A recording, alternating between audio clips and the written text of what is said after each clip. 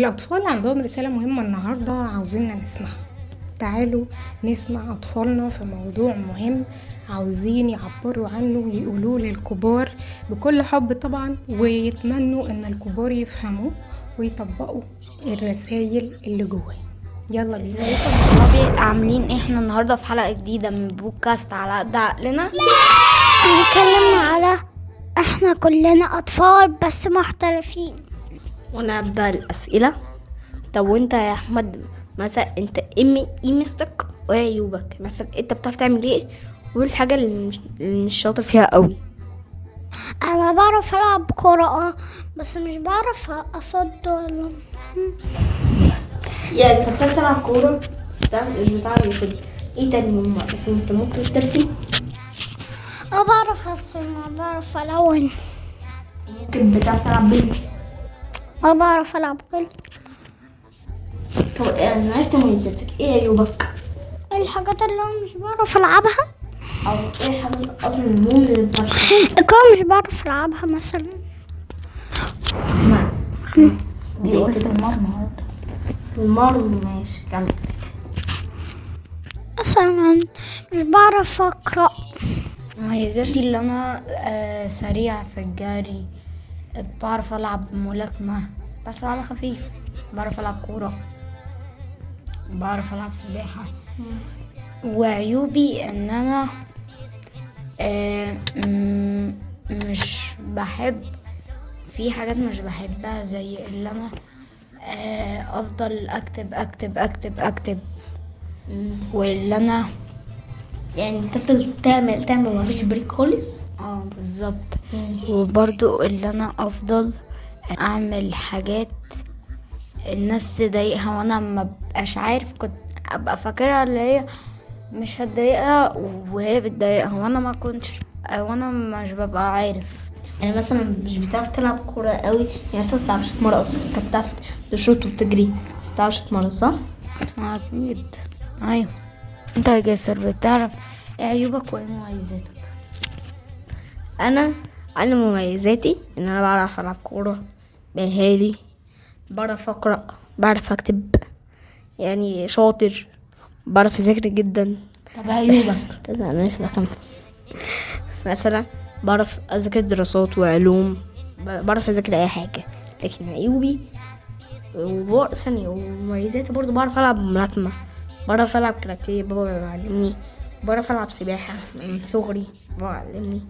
لكن عيوبي ان انا مثلا يعني لما بجري كتير، مثلا بجري كتير، فلما بجري كتير قوي حرفيا تحسيني كده خلاص مش قادر، يعني انا ممكن انام فيها. وبرضو لما ما بحبش الجو الشتاء قوي. وبرضو عيوبي مثلا انا بعرف ارسم بس ما بعرفش الون، وكمان ما بعرفش نلعب بلي. تمام. بس زمان كنت بعرف العب بلي جدا، لكن دلوقتي على قد وانا زمان وبرضه بعرف احل متاهه، ولكن ما بعرفش ان انا مش سريع قوي، يعني ولا سريع قوي ولا بطيء قوي، في النص. وبرضه في ناس شاطره في حاجه، في ناس شاطره حاجات تانية. مثلا في واحد شاطر في الرسم، التاني شاطر ان هو في واحد بيعرف يرسم، وفي واحد بيعرف يلون بس ما بيعرفش يرسم، وفي واحد تاني بيعرف يرسم بس ما بيعرفش يلون. زي انا كده بعرف ارسم قوي بس ما بعرفش الونه، ولو لما بلونه صح يبقى انا ماسك القلم دقيق قوي. ممكن انت احمد ممكن تقول لي عندك حاجات ممكن تعملها عيوبك ومميزاتك تاني؟ اتفضل. انا بعرف بعرف ارمي الزبالة مثلا، شاطر في البصل. وكمان احمد ممكن ما تقولش عيوبك ومميزاتك، ممكن تكلم الناس اللي هي استنى ليها مميزات وليها عيوب. استنى انا هقول حاجتين. كمان بعرف العب كاراتيه، وبعرف العب سباحة، والحاجات اللي انا مش بعرف اعملها. احنا نضيف فاضل حاجات ممكن ما تقولش مميزاتك قليلة، ممكن تقول حاجة تانية زي مثلا ان انت تقول بالحاجات الناس اللي بيعرفوا يعملوها مبيعرفش يعملوها، زي مثلا في فصلك في مش انت ليك صحاب في فصلك؟ قول هما بيعملوا ايه، هما مثلا بيعرفوا يعملوا ايه ومبيعرفوش بيعملوا ايه.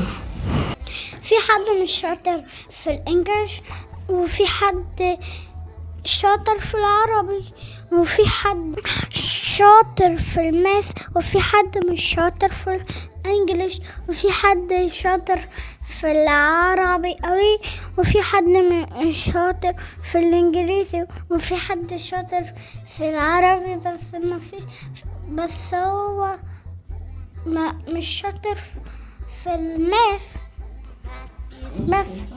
يوسف عندك حاجات تانية ممكن تقولها زي مثلا قرايبك في فصلك كده؟ يعني انا عندي مثلا صحابي، عندي واحد صاحبي يعني بيعرف يلعب ملاكمة، واحد صاحبنا تاني سريع جدا. هما الاتنين بيعملوا يعني هو صاحبي بيعلم التاني ازاي يجري، وصاحبي التاني بيعلمه ازاي يلعب ملاكمة.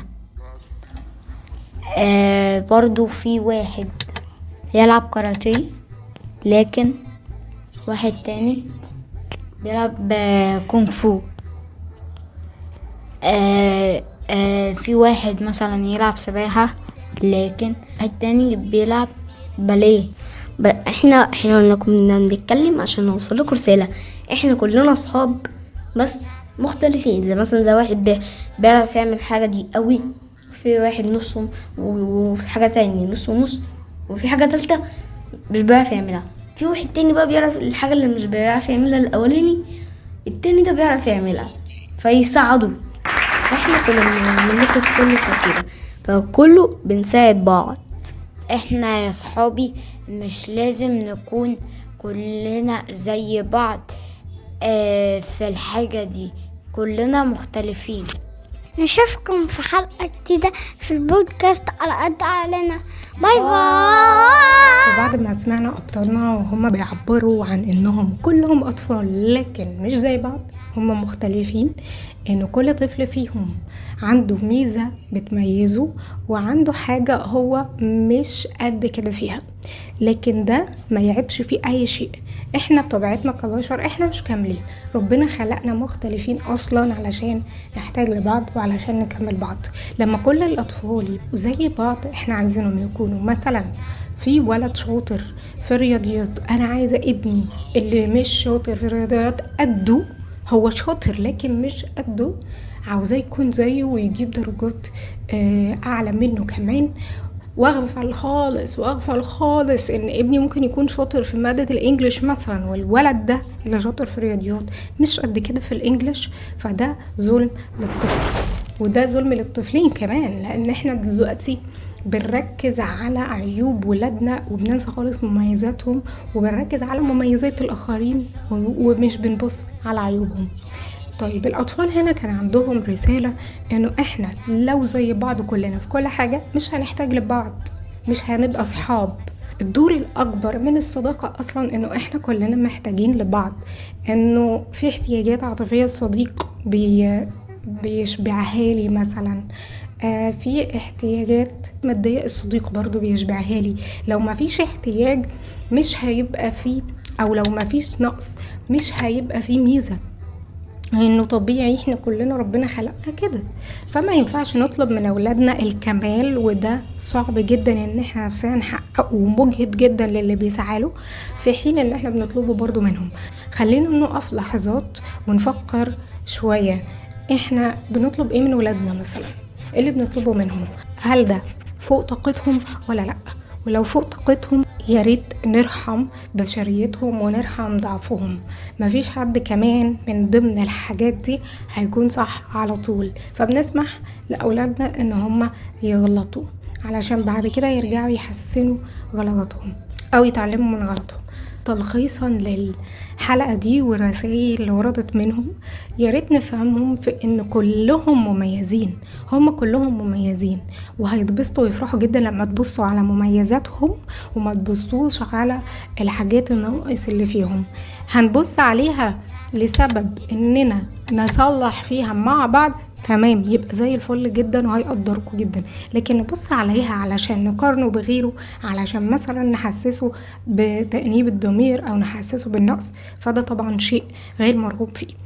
وبالتالي احنا لازم نفهم من الطبيعي يكون في اختلاف، من الطبيعي يكون ابني شاطر في حاجة قوي، في حاجات تانية نص نص فيها، في حاجات تانية مش شاطر فيها قوي، وابني التاني ممكن يكون شاطر في حاجات هي نقص مثلا او مش او ابني الاولاني مش شاطر فيها قوي. طب ليه؟ لاننا كلنا مختلفين. فارحموا اولادكم وبلاش تطلبوا منهم ان هم يكونوا كاملين، لان مفيش حد كامل غير ربنا سبحانه وتعالى. اسمعوا للاطفال بقلبكم وعقلكم علشان تفهموهم، لان ده هيخلي التواصل بينكم احسن، هيخلوا النفسية ما بينكم وما بين بعض كويسة وجميلة، هيخلي في حب وود بينكم. استنوه في حلقات جديدة وموضوعات شيقة تانية في بودكاست على قد عقلنا للأبطال الحلوين. لو عايزين تفهمونا اسمعونا.